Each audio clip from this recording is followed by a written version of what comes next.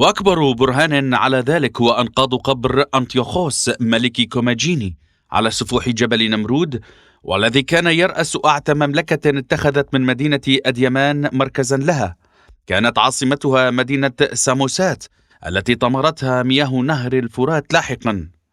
فلكون هذه المقبرة إحدى عجائب الدنيا المعدودة، فقد غدت بذلك رمز الأطروحة الشرقية الغربية أكثر من كونها مجرد دليل على هذه الحقيقة وحسب.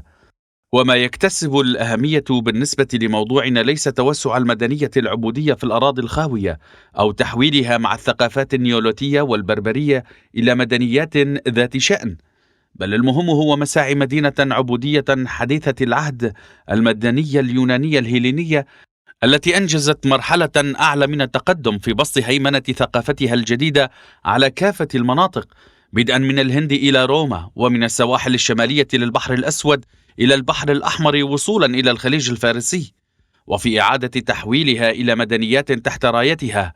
فالممثل اليافع والمقدم لهذه الثقافة الجديدة الصاعدة في مدينة روما قام بتطوير النهج نفسه والسير عليه ليشيد صرح مدنية هي الأعظم في التاريخ نسبة لعهدها. يتحلى تعريف الثقافة الرومانية بأهمية قد تعادل أهمية التعريف بثقافة أثينا على الأقل. يعود السبب الأول في أهميتها إلى كونها ذروة المدنية العبودية، وكأنها قمة جبال إيفرست حيث يليها التهاوي السريع لتلك المدنية. تتجسد العلة الثانية في كونها الممثل الأعظم لثقافة الإمبراطورية بأبعادها وأعماقها، حيث لم تبلغ أي إمبراطورية في التاريخ العظمة التي حققتها روما.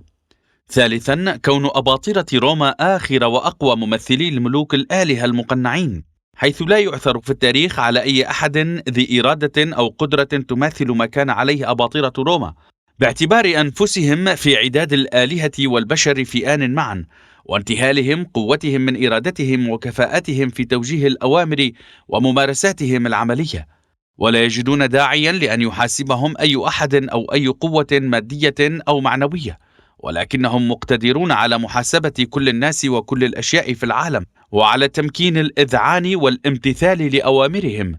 رابعا، كونها الدولة التي تنشر القانون والمواطنة وتعرفهما لأوسع قطاعات المجموعات البشرية. خامسا، هي الإمبراطورية السباقة في فتح الآفاق أمام المواطنة العالمية والكوسموبولوتية، وبالتالي أمام الدين العالمي الكاثوليكي والبطريركي. سادسا، كونها فجر المدنية الأوروبية الكبرى ومبتدأ جسرها. سابعا، بقاؤها كجمهورية مدة طويلة من الزمن. لا شك أن مدينة روما لم تستحوذ على هذه التطورات المجيدة عبر المعجزات، بل حظيت بهذه القدرة الكامنة والقوة الفعالة بصفتها الممثل المبدع والأخير للثقافات الأربع العظمى الأسبق منها. الثقافة الأولى هي الثقافة النيولوتية الأقدم على الإطلاق، فمثلما الحال في أوروبا عموما، فقد أثرت هذه الثقافة على شبه الجزيرة الإيطالية أيضا في أعوام 4000 قبل الميلاد، وأحكمت قبضتها عليها لتكون قبائل لاتينو الإيطالية آخر ممثل لها. لذا فالقول بأن هذه القبائل شرعت بإكساب الهوية لإيطاليا الحالية وبتحديد معالم هويتها الإثنية في أعوام 1000 قبل الميلاد هو تخمين أقرب إلى الصواب، حيث بالإمكان القول أنها تعرفت عبر هذه الهوية على شتى المؤسسات النيولوتية وعلى الذهنية النيولوتية، ويعتقد أنها من أصول أوروبية. أما حاملو الهوية الثقافية الثانية فمن المحتمل أن يكونوا مجموعات الأتروسوك التي كانت شبه نيولوتية شبه عبودية، والتي نقلت معها اللغة والثقافة الآرية ذات المنشأ الميزوبوتامي عبر بلاد الأناضول في أعوام 1000 قبل الميلاد، والتي يخمن أنها استقرت في شمال إيطاليا في أعوام 800 قبل الميلاد، لتنشر تلك الثقافة فيها وتنال شرف أول شعب نثر بذور أول حضارة في إيطاليا ومدينة روما. والثالثة هي الثقافة الإغريقية التي اتخذت أثينا مركزا لها وكانت في مجدها، والتي ما لبثت أن تكونت حتى استقر فرع منها في جنوب إيطاليا كأول مستوطنة هناك فيثاغورس ومجموعته، وذلك في أواخر أعوام 500 قبل الميلاد. ورابعها هي ثقافة شرقي البحر المتوسط ذات الجذور المصرية والسامية، والتي نقلها الفينيقيون مؤسسو قرطاجة والمستوطنات الفينيقية الأخرى إلى شبه الجزيرة الإيطالية في أعوام 800 قبل الميلاد. بالمقدور القول إن هذه الثقافات الأربع تشكل الذريعة الأولية في قصة روما. بالمقدور القول إن هذه الثقافات الأربع تشكل الذريعة الأولية في قصة روما، بانسلالها إلى شبه الجزيرة الإيطالية كالعسل المقطر من جميع الثقافات فيها خلا الصين. إنها الماء الأصل المتكون في رحمها. من هنا فالأقرب إلى الحقيقة هو القول أن هذه الجميعة التي تفوق الجميع الثقافية لأثينا وغرب إيجا تنبع من تجمع والتئام هذه الثقافات الأربع كقوة كامنة ودفاقة. والميثولوجيا التي تنص على بناء روما على يد الأخوين رومولوس وروموس اللذين ربتهما أنثى الذئب هي حكاية شعبية تسري بصورة رائجة على جميع البنى المشابهة. إنها مقولة غريبة في إشارتها إلى كون المنشأ دخيلا خارجيا ومنقى صهر الثقافات في بوتقة واحدة. إنها مقولة غريبة في إشارتها إلى كون المنشأ دخيلا خارجيا ومنقى صهر الثقافات في بوتقة واحدة. إن القصة الميثولوجية التي تروي بناء المدنية الرومانية بعد سقوط طروادة على يد إنياس الذي صاحب باريس ورفاقه في حروبه مفيدة جدا من حيث إبرازها الصريح للطابع الأناضولي فيها. إنها التعبير الملحمي عن مقاربتنا، فقصة البناء على يد الملوك الكهنة حوالي أعوام 700 قبل الميلاد تنطبق على نزعات تشييد وبناء مدن جميع المدنيات الأساسية المشابهة، في حين أن القصص التي تروي النزاعات المتوالية بين أنساب القبائل في الجوار تسلط الضوء كفاية على العلاقة بين بناء المدينة والتمايز الطبقي والتدول. فالنزاعات والمشادات بين قبائل الأتروسك واللاتينو وكذلك العديد من الصراعات التي نصادفها في كثير من أمثلة البناء إنما تعود إلى النزاع بين الثقافة النيولوتية الأهلية المحلية وبين ثقافات التمدن الدخيلة عليها. يكمن حسن طالع روما على صعيد عمارها وازدهارها كمدينة في موقع شبه الجزيرة، وفي احتلالها مكانها في الأقاصي الغربية من المدنيات القائمة، وفي خلو شمالها من أي مدنية أقوى بحيث تعود في منشأها إلى القارة الأوروبية.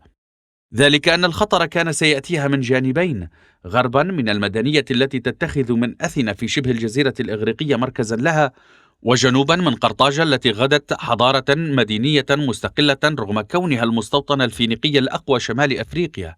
فعجز المدنية اليونانية عن تخطي حدود عصر المستوطنات وتعرضها المتواصل للهجمات البرسية من الشرق، وعدم قدرتها على التحول إلى مملكة مركزية أو بناء إمبراطورية قوية بسبب التنافس المستشري بين المدائن وسقوطها خلال مدة قصيرة تحت قبضة الملكية المقدونية، كل ذلك مؤشرات على قصورها عن أن تكون مصدر تهديد جاد على روما، بينما كان بمقدور قرطاجة أن تكون ندا لها بشكل جدي، ذلك أن قربهما من بعضهما بعضا لدرجة كبيرة وتهافتهما الدائم على الهيمنة بحكم طبائع المدنيات، كل ذلك كان سيشعل فتيل الحرب بينهما عاجلا أم آجلا. هكذا كانت الصراعات المحتدمة بينهما طيلة ما يناهز قرنا بأكمله ستنتهي بانتصار روما لتزيل عن دربها العائق الأساسي المقلق. فتحديد الإسكندر لروما هدفا لاحقا قبيل وفاته ربما كان سيكون التهديد الأخطر عليها. شبه الجزيرة اليونانية كانت تعترف أصلا بنفوذه كملك إله. من هنا فإن حسن الطالع الأكبر الآخر لروما يكمن في قضاء الإسكندر حتفه مبكرا، حيث كان من السهل جدا أن تحل الإمبراطورية الإسكندرانية مكان الإمبراطورية الرومانية كعتقوة صعدت مسرح التاريخ حتى ذاك الوقت. كان الإسكندر قديرا على ذلك.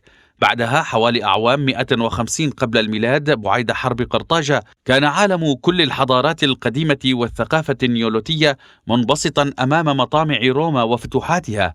عاد البارثيين في أقاصي الشرق ومن بعدهم الإمبراطورية الإيرانية بزعامة السلالة الساسانية. إن الجمهورية التي انتقلت إليها روما عام 508 قبل الميلاد هي بمثابة استمرار مؤسساتي لديمقراطية أثينا، فبقدر ما أثرت الأرضية الثقافية الجديدة في ذلك، فللنفوذ الوطيد الذي تتمتع به الأرستقراطية أيضا نصيبه الوافر فيها، علاوة على أنه قد يعزى تجاوزها إلى عجز تجربتها الملكية السابقة عن أداء دور تطويري ملحوظ تجاه أثينا على غرار سبارتا. فعادة ما تكون الملكيات تعصبية ولا تسمح بانتعاش الأرستقراطية وتعاظمها. لقد عبأت الجمهورية شعب مدينة روما بأقصى الدرجات وسلحته بالإرادة والعزيمة فيما يخص شؤونه ومصالحه. فبنيتها المشتملة على مجلسين: مجلس للأرستقراطيين وآخر للمواطنيين من سواد الشعب، والقنصلية، وتطور القضاء كمؤسسة منفصلة، وتمأسس قوى حماية المدينة على غرار مماثل. كل ذلك يشير بسطوع إلى احتراف ورسوخ الجمهورية الرومانية بما يفوق ديمقراطية أثينا الغرة. هذا ويشكل حكم الجمهورية أحد المناهل الأساسية في تطوير فن السياسة، كما أن هذا الوضع يدل على العرى الوثيقة بين القانون والسياسة، فهو في الآن عينه مثال تاريخي أصيل يبسط تمأسس القانون، وبالتالي مدى كونه أرضية للوفاق السياسي. فالكل على علم بأن روما عاشت مجدها الثقافي داخليا في كنف الجمهورية، إلى جانب أنها قامت بغزوات عظمى خارجيا. تعتبر المدنية الرومانية قد وصلت تخومها الطبيعية مع عهد الجمهورية، في حين أن قصة الانتقال من الجمهورية إلى الإمبراطورية ليست سوى اعتراف بالصراعات المتفاقمة وبأخطارها المتعاظمة داخليا وخارجيا. إذ يمكن القول بكل سهولة أن الصراع بين يوليوس قيصر وأنداده انعكس على شكل نزاعات بين مركز روما وأطرافها، وبين الأرستقراطية وعامة الشعب. تتأكد صحة هذا الحكم من خلال دلالات عدة: دفاع بروتوس عن خياناته التي ارتكبها بتحججه قائلا: قد تمت التضحية بالشرف الأكبر لروما فداء للغرباء والقرويين من خارج المدينة. كون عامة الشعب ميالين أكثر إلى قيصر، ولأن صفوة أرستقراطيي المدينة لهم ضلع في المؤامرة المحاكاة، والتفاف المحافظات بصورة أكبر حول يوليوس قيصر. كان الإيرانيون بلغوا شواطئ نهر الفرات، واستمرت التمردات في الخارج. أما أسفار قيصر في بلاد غالا وبريطانيا وجرمانيا، والتمردات المندلعة في بلاد الأناضول، وبتر رأس الرجل الثالث كريسيوس في قتاله ضد إيران، وانتفاضات اليهود شرقي البحر المتوسط، والحروب التي لا تعرف هدوءا بين شبه الجزيرة اليونانية والبلقان، وانطلاق شرارة الهجوم بين القوط والإسكيت والهون المنحدرين من الشمال الشرقي والذين يصمون آذانهم عما حولهم، وغزوات القبائل العربية التي لا يهدأ لها بال في أقاصي الجنوب طمعا في الغنائم، وبقايا الملكية المصرية التي لا تنفك موجودة وقتئذ. كل ذلك يشير إلى فداحة المخاطر.